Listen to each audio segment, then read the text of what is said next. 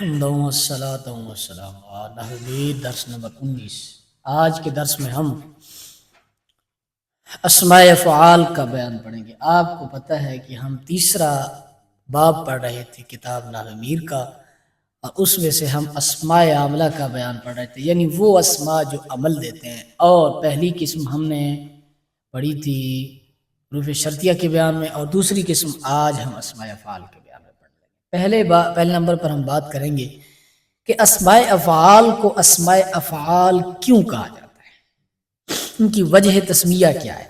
ان کی وجہ تسمیہ یہ ہے کہ یہ ایسے کلمات ہوتے ہیں جو لفظوں میں اور ظاہراً تو اسم ہوتے ہیں، لیکن معنی کے اعتبار سے فعل ہوتے ہیں۔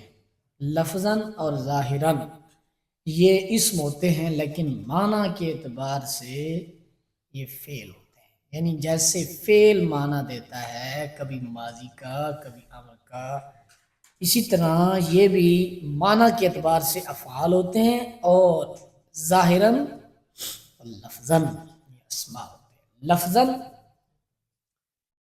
اور ظاہراً کا کیا معنی ہے کہ یہ عمل کرنے میں افعال کی طرح عمل نہیں کرتے، اسماء کی طرح عمل کرتے۔ ان کا اپنا ان کے عمل دینے کا اپنا ایک قاعدہ ہے، وہ ہم بیان کرتے ہیں، لیکن کیا معنی کے اعتبار سے یہ افعال ہوتے ہیں۔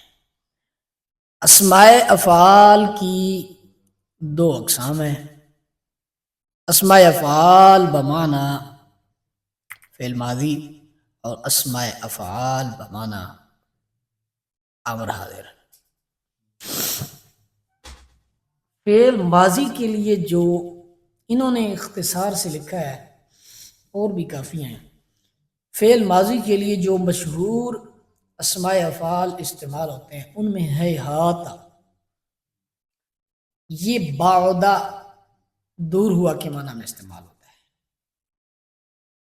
اور شتانہ افترقہ کے معنی میں استعمال ہوتا ہے، اور سرعانہ ساروا جلدی کی کے معنی میں استعمال ہوتا ہے۔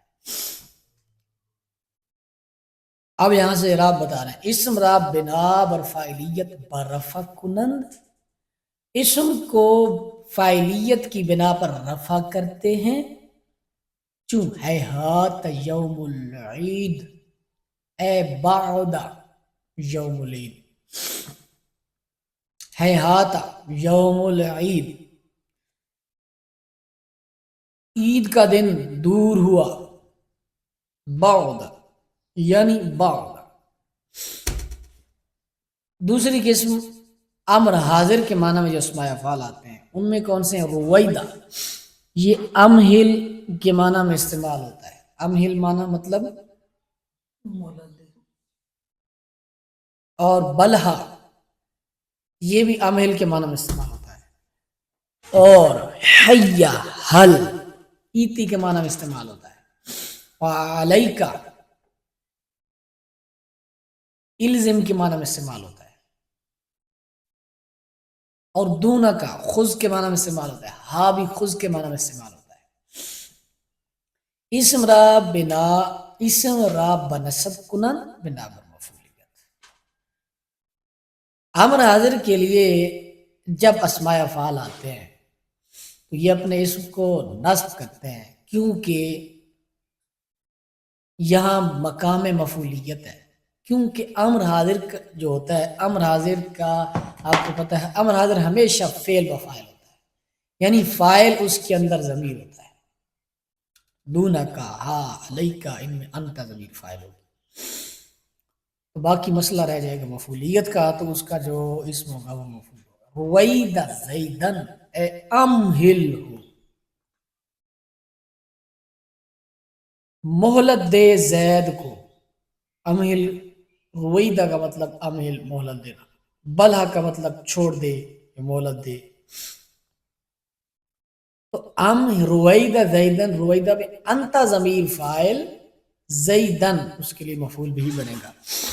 اس کی ترکیب کا جو قاعدہ اور ضابطہ ہے وہ ہم آپ کو عرض کر دیتے ہیں۔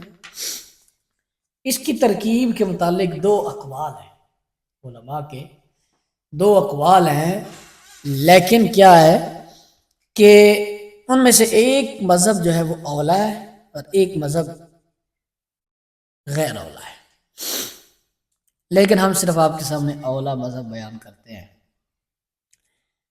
اولا مذہب یہ ہے کہ ان سب اسماء افعال کی ترکیب میں جو ظاہر ہے اس میں فعل آئے گا،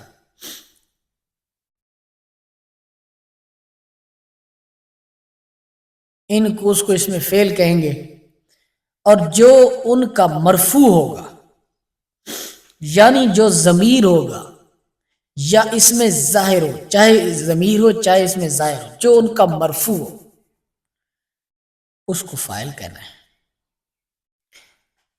پھر اگر یہ متعدی ہوں تو ان کے منصوب کو مفعول بہ کہنا چاہیے۔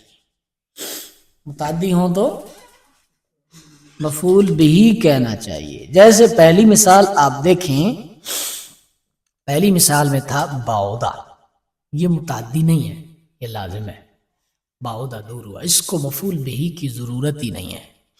اس لیے انہوں نے بات کی ہے کہ جو اس کا مرفوع ہوگا، چاہے وہ ظاہر ہوگا چاہے وہ ضمیر ہوگا، جیسے ہیہات یوم العید میں ظاہر ہے، تو یہاں پر ہم نے اس کے مرفوع کو، یوم العید جو کہ مرفوع ہے، اس مرفوع کو ہم نے ہیہات کے لیے اس کو کیا کہنا ہے؟ فاعل کہنا ہے۔ اگر متعدی ہو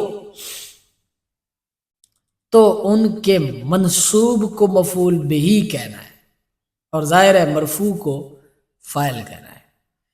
اگر متعدی ہو، متعدی کی مثال جیسے رویدہ زیدن، تو زید کو مہلت دے، امر ہے۔ تو دیکھیے اب ہمارے پاس ترکیب کی دو باتیں آ گئی، ایک تو یہ کہ پہلے نمبر پر آپ نے اس کے مرفوع کو فاعل کہنا ہے، اور دوسرے نمبر پر اگر وہ متعدی ہے تو اس کے منصوب کو آپ نے مفعول بہ کہنا ہے، جیسے رویدہ زیدن اور جیسے ہیہات یوم العید۔ یہ تھا جناب آج کا درس، امید ہے اس میں کوئی اشکال یا کوئی سوال باقی نہ رہا ہوگا۔ ھذا ھو المرام، واللہ اعلم۔